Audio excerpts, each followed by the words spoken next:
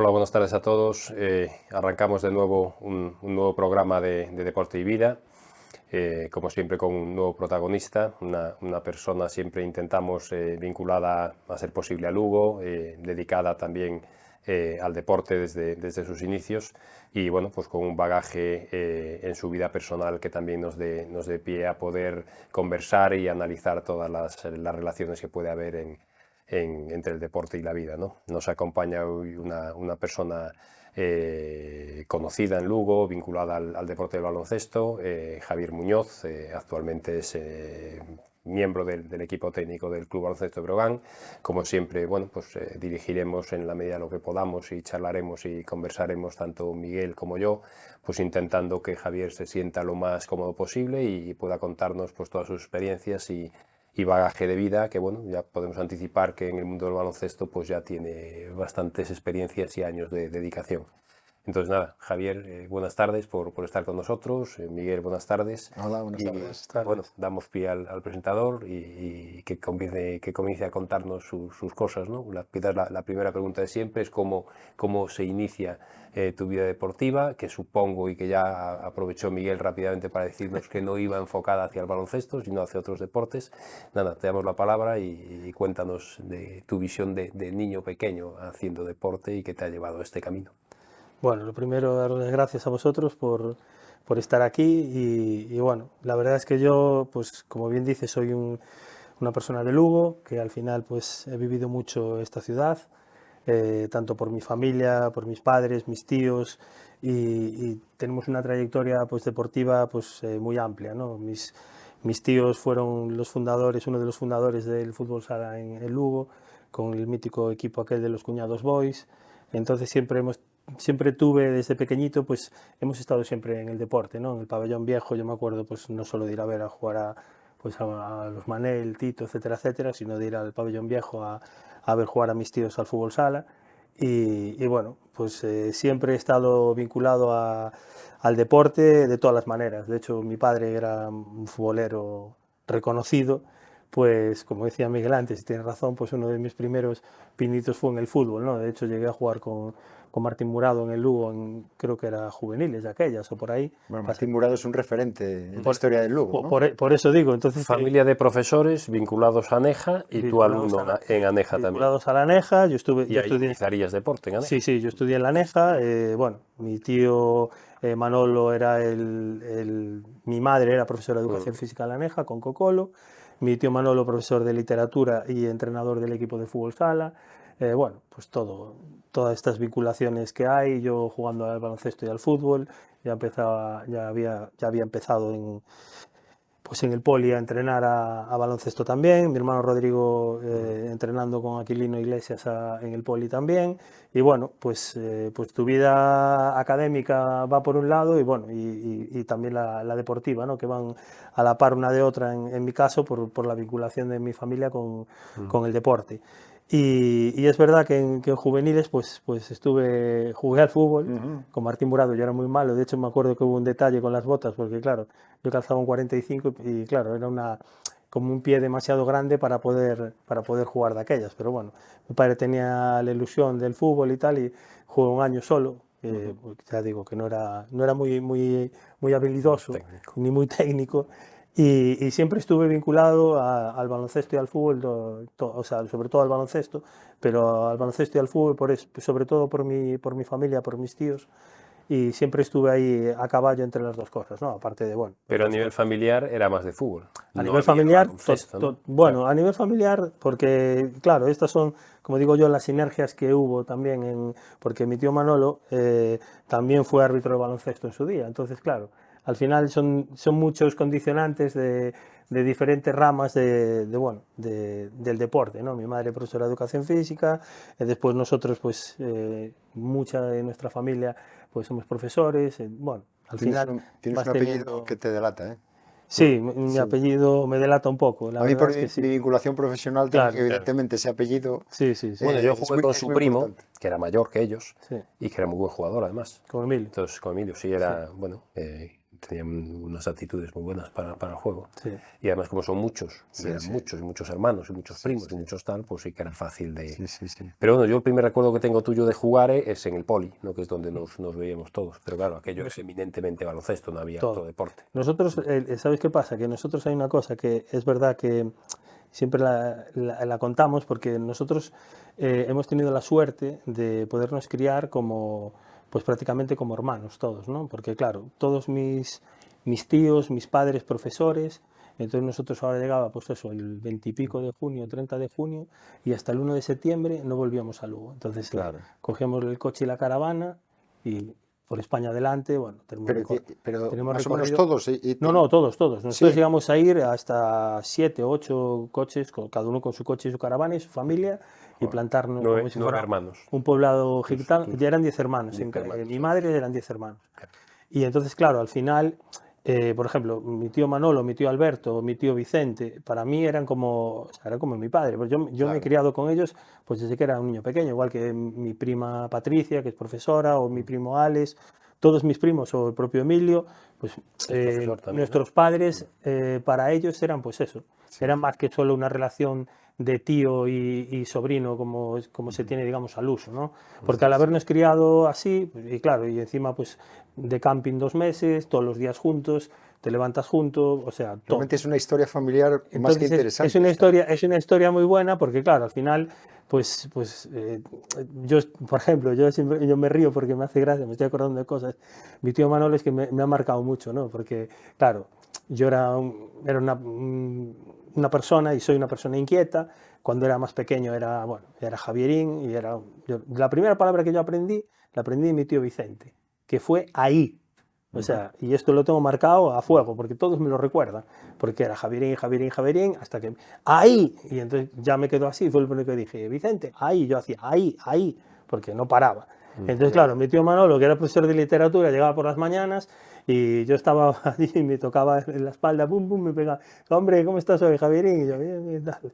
Y claro, al final estabas muy marcado ahí y nos hemos criado así. Yo creo que eso nos ha dado también pues ese vínculo que tenemos todos, ¿no? Y somos 42 primos directos 42, al final. Entonces, sí. claro, y prácticamente lo que digo, nos hemos criado todos pues como hermanos. O sea, Emilio es mayor que yo, él ya jugaba en el poli, pues yo ya jugaba al baloncesto también. Tuvimos un caso parecido, ¿no? De lo que es una familia, ¿no? que son los Bouza, que al final son todos los que son sus hijos, sobrinos y tal, son reflejo de lo que fue la primera generación, gente, pues eso, profesores muy vinculados al deporte y tal, y que al final muy relacionados entre ellos, que los hijos, sobrinos y tal acababan haciendo muchísimo deporte, pero también porque era lo que veían en casa, que es un poco lo que me dices tú. La diferencia que encuentro yo entre los dos extremos es que allí sí que percibo una necesidad de jugar y de ser jugadores, que después derivó a lo mejor en entrenadores y tal, pero yo el recuerdo que tengo vuestro, y hablas de Rodrigo y hablas de ti, que son de los que yo más recuerdo, de Pablo también, pero y que me parece que eso de jugar fue fugaz. Yo sí recuerdo ya como joven, ya interactuando muy activamente en lo que era entrenar y ser monitor y tal, o sea, a la par jugabais, por supuesto, pero siempre casi desde su inicio fue a la par. Pero yo creo que también fue porque al mismo tiempo nosotros, la parte, digamos, académica de nuestra vida fue a la par de, bueno, pues oye, INEF, ¿no? Yo hice INEF, sí, pero por ejemplo Emilio también hizo INEF y al final fue un poco como, bueno, o sea, yo no voy a ser un mega jugador, de hecho yo jugué hasta solo los 18 o 19. Sí, por eso digo que yo ya casi yo dejé de jugar muy pronto, empecé muy pronto a entrenar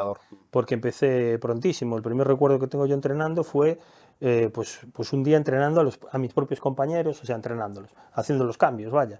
Y después estuve, creo que mi primera ficha, esto hasta hace poco que me la encontraron y me la mandaron. Con 14 años, con 13 años ya tenía una ficha en la federación. O sea, acabo de cumplir 49, pues, y yo creo que dejé de jugar a los 18, así. Yo estaba en, Nacional, que de aquellas era segunda, que se llamaba Segunda Nacional. Estaba Manolo Díaz, Fernando, Quiñoa, Félix Latorre, Esteban ya estaba más arriba, etcétera, etcétera. Y dejara de jugar porque ya era como, yo ya Pero llegué esa es una de las curiosidades que tengo, ¿no? Porque coincide que empiezas INEF, ¿no? Sí. Cuando dejas de jugar, Sí. ¿no? y empiezas a entrenar. Sí. Entonces, ahí realmente, ¿por qué se produce esa cuestión?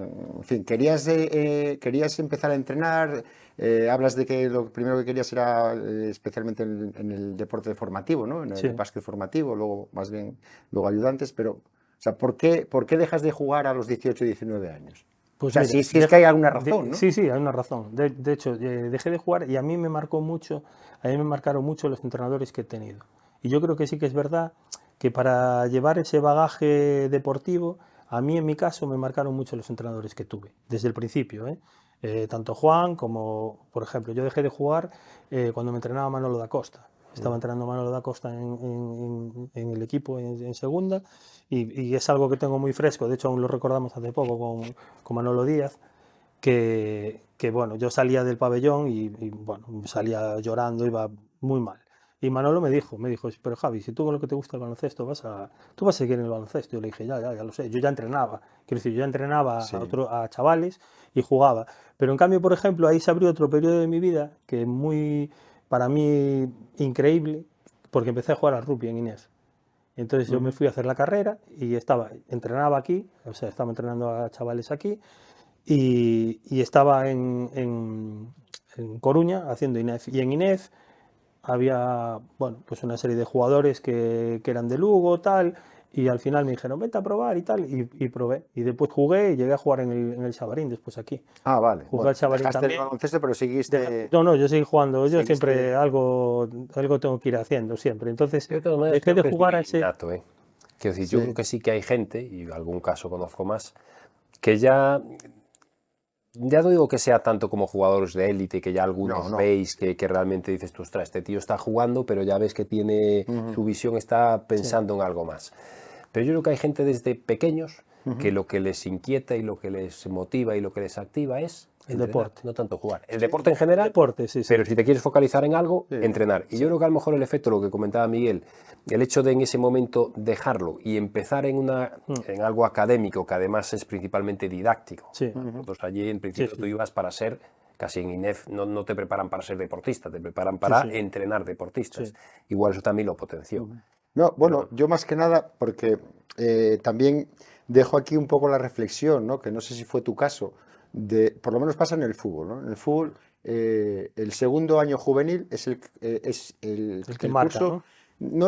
no el que marca, pero es que acaba segundo de bachillerato, ¿no? O Sí, COU de sí, sí. hace años. Segundo de bachillerato. Y el tercer año juvenil, no sé si coincide en básquet, es cuando inicias bueno, pues el grado, en ese caso grado o Sí, carrera sí, o lo que sea. licenciatura antes, lo que fuera. Y se produce ahí una especie de... No tienen por qué jugar ni en el Barça, ni en Madrid, ni siquiera en el Lugo, sino que los chavales, los chicos y chicas que puedan seguir haciéndose deporte, porque yo digo que es algo que los chicos y chicas están haciendo a ese nivel, están estudiando lo mismo que entrenando, o sea, desde pequeñitos. Entonces, que se puede producir un choque que yo creo que lo hablamos en su día con el rector de la universidad, sobre ese pequeño corte o ese Ese gran break, corte que se sí. produce, ¿no? Entonces yo en mis anotaciones había pensado, dice, no sé si a lo mejor a Javi le había pasado esa No, cuestión, ¿no? coincidió por eso, o sea, coincidió pues eso, circunstancias de la vida, que yo ya, pues eso, ya estaba con el equipo que no estaban las cosas, digamos, bien, conmigo, y bueno, y al final, pues sí que es verdad que a mí ya me tiraba más a entrenar, de hecho ya me preocupaba más, pues, por qué se hace esto así, por qué no, ¿sabes? Ese tipo yo creo que esas cosas van surgiendo, ¿no? Sí, Cuando al final tú vas adaptando tu vida y como digo yo, tu cabeza va funcionando en otra dimensión, ¿no? Por lo menos la sí. mía. Y yo soy una persona, por ejemplo, muy inquieta en cuanto no solo a lo físico, sino a lo intelectual. Entonces me interesa saber el porqué de las cosas. Claro. Entonces, por ejemplo, cuando veía una cosa determinada, decía, pero ¿por qué así y no de esta manera? Y ahí empiezas a rascar y ya Esteban, dices, ¿y tú crees, claro, bueno, te hago la sí, pregunta, que en ese caso, independientemente de la categoría, no tiene sí. nada que ver, pero que puedes dejar de tener experiencia de vestuario con esos de jugador, porque inmediatamente pasas a otro vestuario, ¿no? Eres otro sí, a ver, vestuario, ¿no? la pregunta de Miguel va, y en eso Mm, a pesar de ser fútbol y ser baloncesto, tenemos una opinión bastante, lo hemos hablado en ocasiones, y tenemos una opinión muy parecida, ¿no? Y sí que creemos que al final los entrenadores de éxito que empezamos a ver ahora, que tienen un pozo, o sea, somos muy interesados a la hora de darle valor a aquel jugador con cierto bagaje y experiencia que después salta a entrenador, ¿no? Nos da la impresión, será porque somos más jugadores que entrenadores, ¿no? Pero que tienen una visión colectiva de gestión de grupo y en determinados momentos tienen inputs mucho más fáciles de asimilar porque tienen un bagaje tanto jugador como entrenador. Yo creo que lo que intenta decir Miguel de esa manera es que cuando una persona ya prácticamente no juega, su corazón y su cabeza le pide ya empezar a entrenar desde tal, vale, desarrolla un trabajo de entrenador, pero con una carencia a lo mejor de vestuario, de colectivo, de jugador, de experiencias que vive el jugador, y a lo mejor a veces un entrenador no es capaz de Pero yo creo interactuarlas tan que bien. las vives de otra manera. Porque, por ejemplo, a ver, yo no es que tenga una carrera espectacular, pero ya sé que he estado en algunos sitios y he entrenado a ciertos jugadores de cierto nivel. Entonces, yo creo que ahí está un poco pues en esto que digo yo. O sea, no solo por el tema táctico, sino por el tema, digamos, emocional o sentimental, o llámale como te dé la gana. Es decir, ¿por qué un tío, no sé, pues con un nivel X, por qué le pasa esto? Si está jugando una categoría o dos por debajo de donde tiene que jugar. Entonces, ahí está donde viene el feedback de saber entender por qué le pasa eso, por qué no. Yo entiendo lo que vosotros decís. Hay un jugador que ha estado en ese nivel y a lo mejor ya lo sabe. O no, porque sabe su experiencia personal, no sabe la del que tiene enfrente. Pero yo no hablo, por ejemplo, yo tuve entrenador a Fernando Vázquez, ¿no? Sí. Fernando Vázquez que bueno, pues tiene un currículum inmenso. Como jugador, pues no sé si llegaría a jugar en tercera división o preferente. Yo no hablo de categorías, porque yo digo que es lo mismo un vestuario del Barça que un vestuario del Outeiro de Rey. Bueno, sacamos al Barça y al Madrid, pero el resto son todos iguales. Sí, bueno, pero hay un Piqué y hay un Busquets, quiero decir, de mentalidad. ¿Entiendes? No, lo tengo claro, ¿no? O sea, entonces es indistintamente la categoría, ni lo que cobres, ni lo que dejes de cobrar, ¿no? Entonces, por ahí va un poco la cuestión de ese bagaje dentro de un vestuario, ¿no? Pero evidentemente, bueno, pues tu currículum tienes, ¿no? Y además es importante. Y te pregunto, ¿cuál el primer equipo que tú tienes conciencia de decir, bueno, a partir de aquí, este es el primer equipo que tuve yo como primer entrenador y que lo tuve conmigo un año, una temporada? Eso que estamos hablando de él, 20 y pocos años. El primero que me marcó más, fue un equipo que además, ahora que estamos jugando estas cosas de 3x3 de la fundación y tal, y ya se nota que ya somos los mayores, porque a todos contra este jugué, a este lo entrené, pues fue un equipo que además hicimos un récord que creo que no lo tiene nadie, que es no perder ningún partido en todo el año. Jugábamos si no recuerdo mal, en provincial y subimos a Liga Gallega. Y estaba Bonel, Pepe Luis, bueno, los inicias entonces entrenamiento en categorías inferiores. Categorías inferiores, pero en un equipo senior ese. Y con ese equipo senior además, encima se dio la circunstancia que ese año jugamos un torneo en Navidad que jugaban los equipos EVA y jugaba el equipo de Basarria, Estudiantes, nosotros y otro equipo más. Y también ganamos ese torneo. Hicimos 37-0. Hicimos 37 partidos y 0. Y ese es el primer equipo donde tú realmente, porque al final tú entrenas, bueno, vale, entrenas cadetes, junior. Yo he llegado a entrenar yo he llegado a estar en Frixa con mi forfiesta de estar talado y bajar a entrenar aquí, porque, por ejemplo, aquí donde estamos, la primera escuela que hizo el Estudiantes después de salir del poli, digamos, la hicimos aquí. Eso hay poca gente que lo sepa, pero antes de que se hiciera el Pacito, cuando el Pacito estaba construyendo, de hecho la primera pista de las que estaban allí montadas se montó aquí. Y previamente a montarse esa pista, que no estaba comprada, pusimos aquí unas canastas y con cinta de carrocero en el suelo hicimos los campos y aquí fue la primera escuela de baloncesto que hubo de los Estudiantes, la hicimos aquí.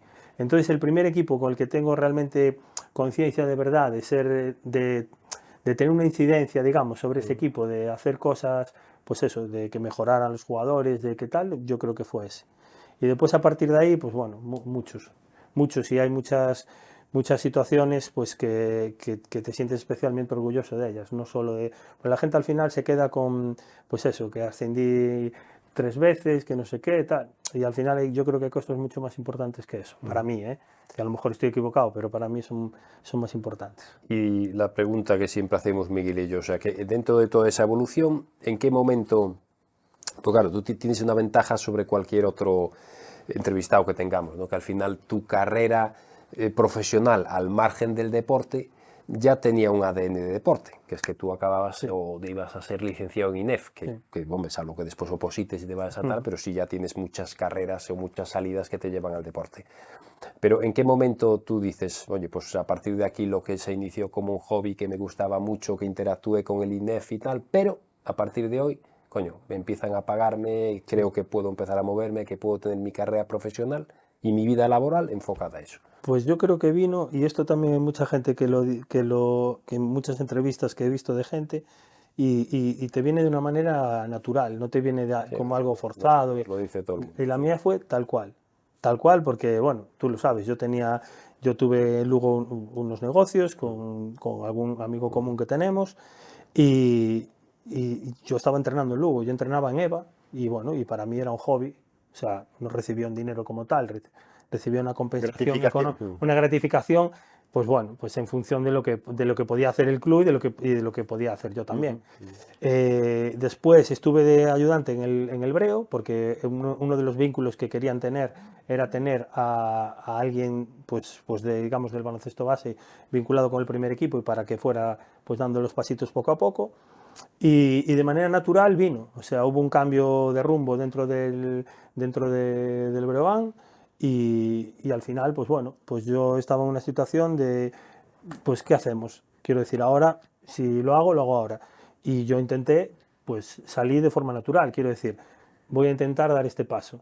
Y bueno, me aconsejaron una serie de personas de Lugo a hablar con un representante, y así empezó mi vida. Me fui la primera vez, me marché a Calpe la primera vez, estuve con Paco en Calpe, y bueno, y ahí empezó. Y realmente ahí fue donde arranca, digamos, tu carrera profesional, pues como tal. Pero es un poco al hilo de lo que yo te decía antes. Yo, por ejemplo, yo entrenaba al equipo EVA aquí en Lugo, y yo me sentía, la verdad, igual de profesional, sin ser profesional, pero por las horas que le dedicaba, por la pasión que tenía por eso, bueno, un montón de cosas. De hecho, yo me acuerdo, ahora, bueno, los medios que tenemos ahora no tienen nada que ver con de aquellas cogíamos Hablamos ya de eso, yo tengo cintas de vídeo, eso hay, Sí. Y llega...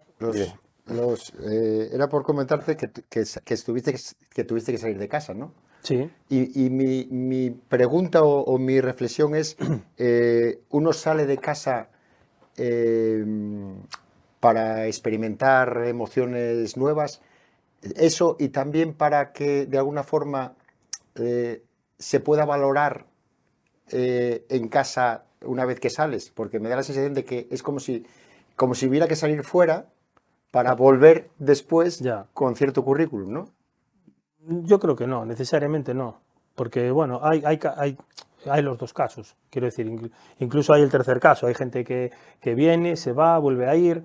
Al final, cuando entras en un terreno tan profesional y tan cerrado, porque al final es un mundo cerrado, bueno, tú lo sabes por el fútbol, al final hay unos equipos determinados donde tienen pues un entrenador, 2 entrenadores, 3 entrenadores, ahora empieza a haber en algún equipo que hay 4 ya, pero es un círculo cerrado, y donde al final muchas veces no solo te mueve el ser profesional, por supuesto, que es el que te lleva a los sitios, pero hay veces que eso traspasa, ¿no? Entonces, al traspasar eso, pues tú tienes una relación personal a lo mejor con un entrenador, y eso te hace ir a otros sitios diferentes. Entonces, y repito que en el fútbol lo sabes, porque ellos van por delante de nosotros en eso, pero cada vez en el baloncesto está pasando más. De hecho, en el fútbol, bueno, ya sabéis que hay gente, y no solo los Mourinho, Guardiola y compañía, pero hay un grupo de trabajo que funciona con ese entrenador y lo llevan a diferentes sitios, porque al final yo creo que eso también es importante, porque repito, es un plano totalmente, es una parte muy profesional, donde es necesario tener no solo buenos profesionales, sino la gente que te rodee, pues ser la adecuada para poder llevar al camino adecuado eso. Y eso tiene relación, que por eso digo, o sea, tú en Calpe conoces a Paco Olmos. Sí. Y después, no digo yo que vayas de la mano, pero sí que es cierto que pasas a formar parte de un Sí, equipo sí. de trabajo con él que te lleva Sí. a diferentes... Yo estuve con él, nosotros estuvimos en 3 etapas distintas. O sea, yo he sido la persona que más tiempo he estado con él como ayudante. He estado 6 años en 3 etapas distintas: Calpe, Melilla y México. Sí, sí, sí. Sí, bueno, pues un poco al hilo esto de lo que hablamos, ¿no? Yo me acuerdo cuando fui a Calpe, la primera vez que fui, que me senté con él delante de él y bueno, y la verdad es que tuvimos muy buen feeling desde el principio y después ese año fue muy duro, en Calpe fue un año muy duro porque teníamos un equipo con unas aspiraciones muy altas, porque era un equipo bueno, con jugadores buenos. Rashad Griffith había ganado la Euroliga 2 años antes con la Virtus de Bolonia y estaba con nosotros allí, pero tuvimos otra serie de problemas que, claro, al final es un bagaje que llevas encima y que hoy en día dices, todo lo que aprendí ese año, increíble. Y eso nos unió en lo profesional, o sea, y después en lo personal, y bueno, yo conozco a sus hijos, bueno, todo. Entonces, Yo por eso he lo que podido sí veo ir con él en diferentes... de nuestras épocas, y en eso sí que veo que se ha profesionalizado. En el fútbol yo creo que está ya muy profesionalidad desde hace tiempo, ¿no? Pero en baloncesto sí que está creciendo cada vez más. Lo fue en los jugadores, después poco a poco van siendo las estructuras, pero yo creo que ahora se está dando un paso altísimo en lo que son los cuerpos técnicos. Porque al final no hace tanto que jugaste y los equipos eran un entrenador. Sí, sí. Bueno, podía tener un ayudante, eso era la bomba. Pero ahora lo que dices tú, o sea, y desde una perspectiva de personas como vosotros, no es muy arriesgado formar parte siempre de un cuerpo técnico, ¿no? Porque al final hoy cada vez todo está más especializado, hay un entrenador jefe, pero después tienes otro que es el del scouting, otro que se encarga de esto, otro que se encarga de otro, y tú acabas haciendo una labor un poquito segmentada, ¿no? Que casi te limita durante muchos años a tener una visión global de un equipo, ¿no? A tomar decisiones. ¿Sabes qué pasa? Que esto yo creo que depende un poco de cómo, a ver si lo digo bien, de cómo está, digamos, de la idiosincrasia de cada sitio, ¿no? Quiero decir, por ejemplo, Canarias. En Gran Canaria, pues está Víctor, que Víctor va a ser el entrenador de Gran Canaria, es el segundo entrenador y lo lleva siendo un montón de años. Ha estado Porfi allí, ha estado Pedro Martínez, bueno, pues y es Lakovic es ahora, ¿no? Ahora está Lakovic, sí, y es uno de los ayudantes de la selección. Lo digo porque él, pase lo que pase, el club pivota alrededor de él en el sentido de que él va a estar. Él es el entrenador de la casa, está puesto allí, él ya tuvo pues su experiencia fuera, digamos, y él está allí y es la persona, digamos, pues a la que respeta a todo el mundo y bueno, y tienen pues eso. Lakovic llegó este año con Manu Peña, Porfi cuando estuvo trajo a otro, entonces sí que hay por eso te digo que depende de la idiosincrasia de cada sitio, ¿no? Ahora, por ejemplo, en Valencia, pues cuando se retiró Fernando, pues pusieron a San Emeterio en este puesto. Entonces depende un poco de cada sitio, ¿no? Pablo, por ejemplo, cuando fue al Madrid, pues se llevó a Hugo y a J. Cuspinera con él porque los conocía desde hacía tiempo. Después, a lo largo de los años, pues bueno, también, claro, cada uno quiere salir, hay gente que tiene pues otras aspiraciones, quiere salir a ser primer entrenador, a probar o lo que sea, pero yo creo que depende un poco de la idiosincrasia de cada sitio. Pero sí que creo que cada vez se va a tender más a esa situación. Incluso no solo con los ayudantes, sino con el preparador físico también, porque al final yo creo que dentro sin desmerecer a nadie, por supuesto, dentro del cuerpo técnico, que todos tienen una importancia y una importancia cada vez mayor, pero es verdad que claro, que cada entrenador tiene una manera de hacer las cosas o la quiere hacer de una manera determinada, ¿no? Entonces, no es lo mismo que tú quieras jugar 40 minutos presionando todo el campo, pues que lo quieras hacer de otra manera. Totalmente Entonces, de acuerdo. si tú al tener esto así y tienes ya, pues imagínate, pues no sé, pues un ayudante que sé que me va a dar esto, que encima confío en él, en todo lo que me pueda decir, y tengo un preparador físico que va a ir orientado en eso, pues solo tengo que escoger a los jugadores necesarios. Hay jerarquía porque yo ahora mismo, el tema de ayudante, yo lo relaciono directamente con segundo entrenador de un equipo de fútbol, ¿no? Sí. ¿Qué ocurre? Lo que dice Esteban. Ahora mismo hay entrenador de cuestiones de porteros, ataque, tal, de sí. defensa, estrategia. Hablo de fútbol. Sí, sí, Ya, sí, sí. evidentemente, Sí, también de muy básquet similar. también, ¿no? De baloncesto. Pero en ese sentido, realmente hay jerarquía de un primer ayudante o un segundo ayudante dentro del básquet. Y en ese sentido, ¿qué cambios ha habido, ¿no? Con relación a tus comienzos, ¿no? Porque realmente ahora tú ves en una foto, yo la de fútbol, que veo 25 futbolistas y veo 12 personas en chándal, Sí, ¿no? sí, sí. Claro. Pero en el baloncesto pasa igual, ¿eh? En el baloncesto, si te fijas, dependiendo de los equipos, pero también cada vez hay más gente de chándal o de traje, como dice un amigo mío. Sí, Sí, De sí, chándal o sí, de traje, traje que de cada chándal, vez sí. hay más. Pero también tiene que ver por la profesionalización del deporte. Quiero decir, al final tú sigues siendo... es que depende un poco de cómo sea cada uno. A mí tampoco me gusta... es el segundo entrenador, vale, pero da igual. Quiero decir, yo he trabajado con Fernán y con Quique este año, vamos, excelente, sin problema ninguno, son unos chavales excepcionales y unos profesionales magníficos y claro que te ayudan en cuanto a todo lo que puedas hacer. Es simplemente porque además, por ejemplo, en el caso del ACB te lo exige la liga. Claro. Quiero decir, Te exige un si número Belko mañana... equipo. No, y te exige también el saber quién va a ser, pues no sé, si Belko tiene catarro y no Sí. puede ir al partido, ¿Quién es ¿quién va a dirigir Claro. el partido? El partido lo va a dirigir o no eso, incluso, oye, pues se ha calentado mucho, lo echan dos técnicas, ¿quién se pone, es el quién se pone No, De todas de pie maneras, para poder y dirigir? realmente para mí, hay una conversación constante, ¿no? sí, Claro, Entre es que, vosotros. es que yo te tiene digo, que mira, ver más en el eso. fútbol se acercó, perdón, Javi, se acercó Sí. un poquito al básquet, en el sentido de que Sí, ahora sí. ha habido un número más alto de cambios, pero quizás me parecía que el fútbol era un poco más estático, porque tú puedes tener un cuerpo técnico, puedes tener un trabajo brutal antes, pero cuando llegaba el momento de jugar, es que te quedaban, oh, coño, ya puedes gritar como un loco, pero las dimensiones del campo Sí, son las que y no son. hay tiempo muerto. No hay tiempos muertos, Correcto. tenías 3 cambios nada más, bueno, ahora ya tienes un poquito Sí, más de sí. dinámica. El baloncesto, yo siempre digo lo mismo, parece muy aleatorio, pero es tremendamente currado. De la época en la que nosotros éramos jóvenes, ahora los scouting son brutales. Y encima, como tienes los tiempos muertos, como tienes los cambios, Claro. como son dimensiones pequeñas, Sí, sí. tú puedes estar constantemente modificando el Ahora os planteamiento. voy a Luego, contar, el Lugo tiene dos personas en la grada Claro, con... que están viendo. os voy a contar yo un detalle muy bueno que me pasó hace muchos años, ya, pues yo ya soy mayor.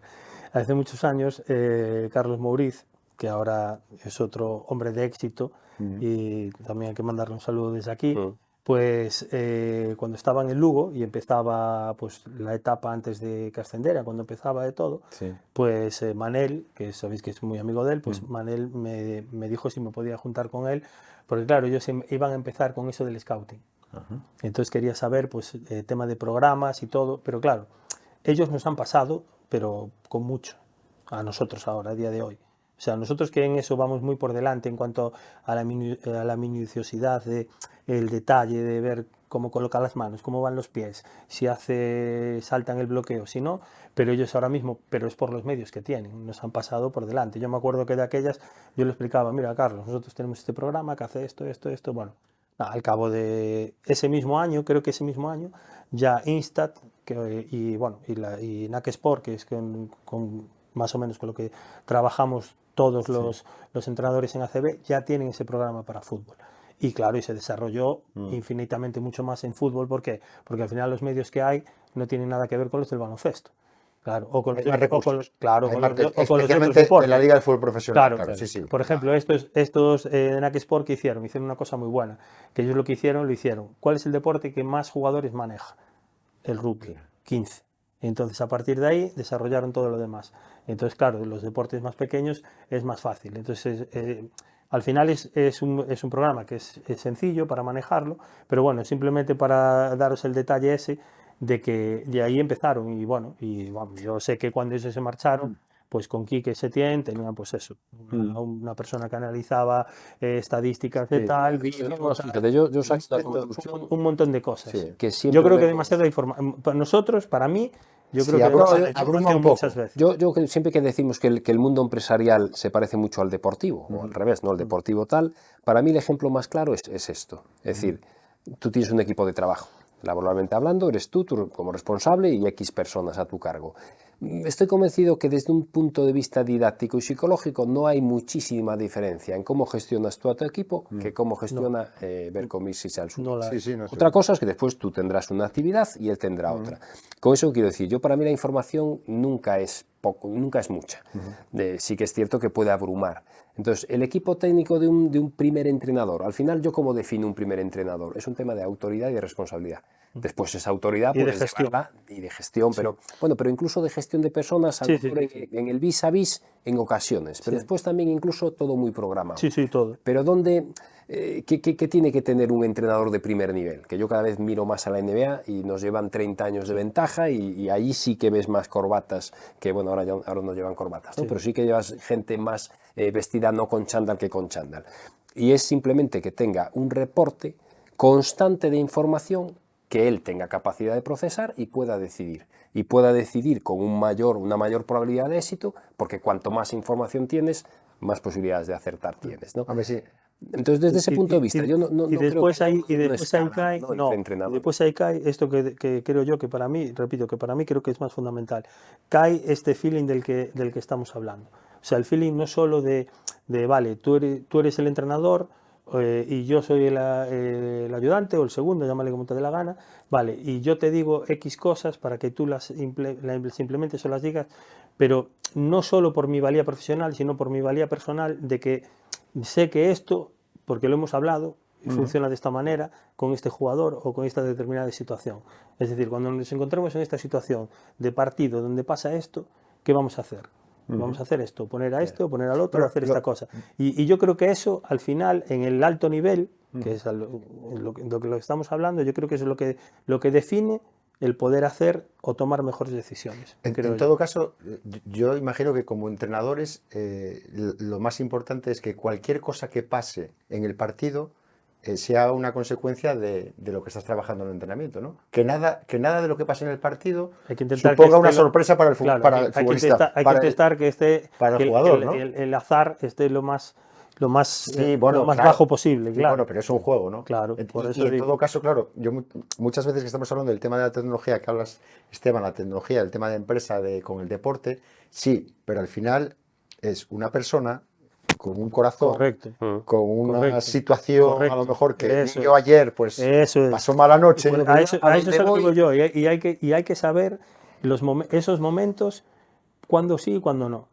Por ejemplo, ahora que dices eso, nosotros tuvimos un jugador, no ahora, con otro equipo y con otra persona. Tuvimos un jugador que su familia estaba fuera, pero sabíamos que cada vez que venía su familia aquí no dormía, no podía descansar, porque claro, pues no podía descansar.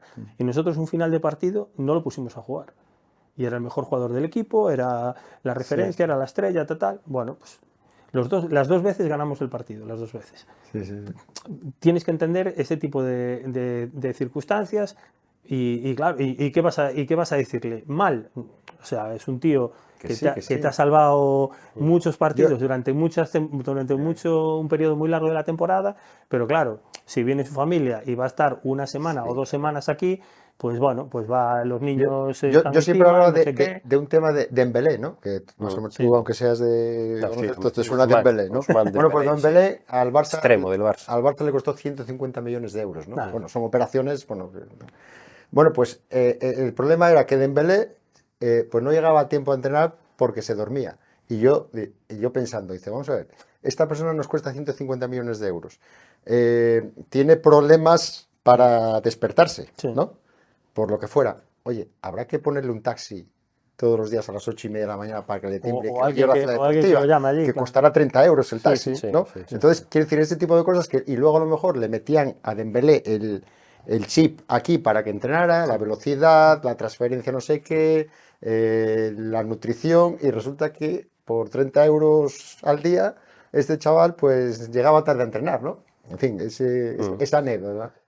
Mira, vamos, tengo yo una pregunta. Una de las experiencias más traumáticas que viví yo en el baloncesto fue pasar 5 días en Melilla. Jugamos un playoff de ascenso y no sé, llegaríamos un martes y nos fuimos un domingo. Apasionante. Apasionante. Siempre me quedó, aparte de tener que volar en esas avionetas que lo único bueno que te decían era que, bueno, es una avioneta muy tal, pero si se para el motor, planea. Y dices, bueno, pues menos Pues mal. es verdad, no te engañas.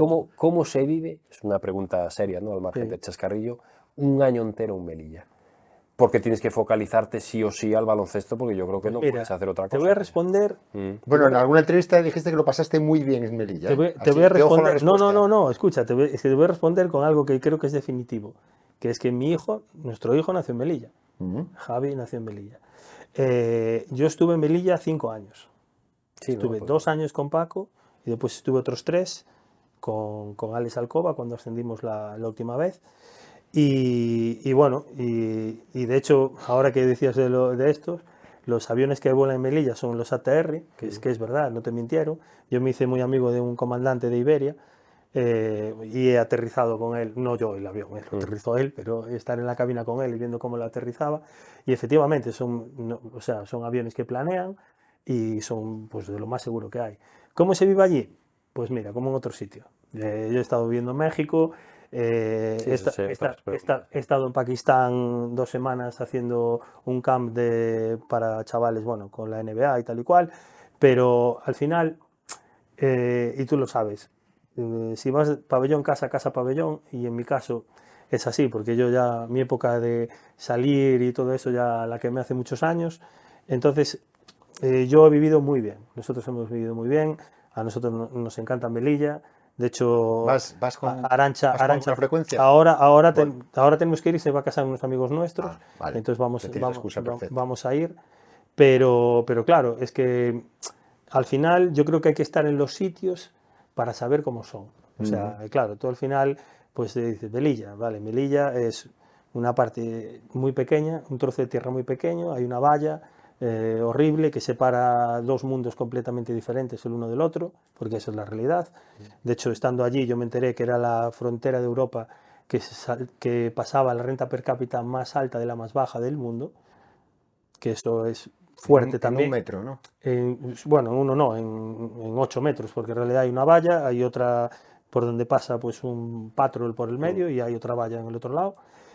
Y claro, hay una diferencia brutal, ¿no? Melilla es una ciudad donde pues es todo sector servicios, hay policías, gente, bueno, gente dedicada al sector servicios. A ti se te hizo No hay, larga esa no hay- no semana, hay ¿no? industrias, Semana terrible. no hay industria y claro, ¿qué pasa? Que los sueldos son más altos que aquí, porque precisamente por estar allí son más altos y coincide que la parte de Marruecos, donde está pegada, es la parte que ellos le llaman los rifeños, que de hecho hay un libro que escribió mi amigo Aquilino, que se llama Bajo la sombra de una gumia, que está precisamente contextualizado en esa parte, donde hubo una guerra en el Rif, y entonces todos los rifeños están ahí, es la parte, digamos, más pobre de Marruecos. Y entonces, ¿qué pasa? Que el contraste que hay es brutal, brutal. De hecho, yo pasé una vez, esto lo cuento a veces a mi grupo cerrado de amigos,